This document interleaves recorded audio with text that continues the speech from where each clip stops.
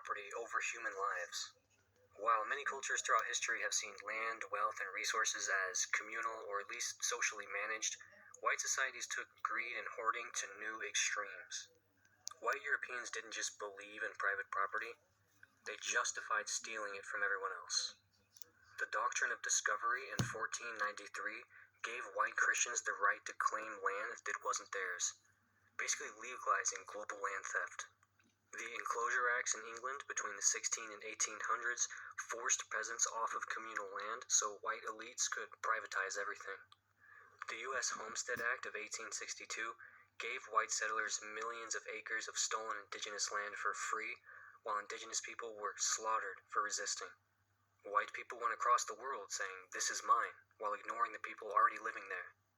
Australia, stolen. South Africa, stolen. India, the Americas, the Caribbean, colonized and looted. Meanwhile, indigenous and African cultures had long-standing communal land management systems, until white people imposed artificial property rights. White people obsess over land and property because their entire history is built on taking it from others. White Americans, in particular, will vote against their own interests to protect capitalism. Working-class white people constantly vote for politicians who cut their wages, gut their healthcare, and raise their taxes, all to own the libs. White conservatives hate welfare, even though white people make up the largest group of welfare recipients. They scream about socialism, but then demand bailouts for their farms, businesses, and banks. They worship billionaires who exploit them. Elon Musk, Jeff Bezos, and Donald Trump are treated like gods, even though they exploit workers and hoard wealth.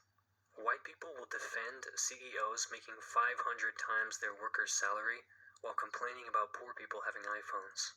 Meanwhile, other cultures focus on mutual aid, cooperative economies, and community wealth building, instead of extreme individualism.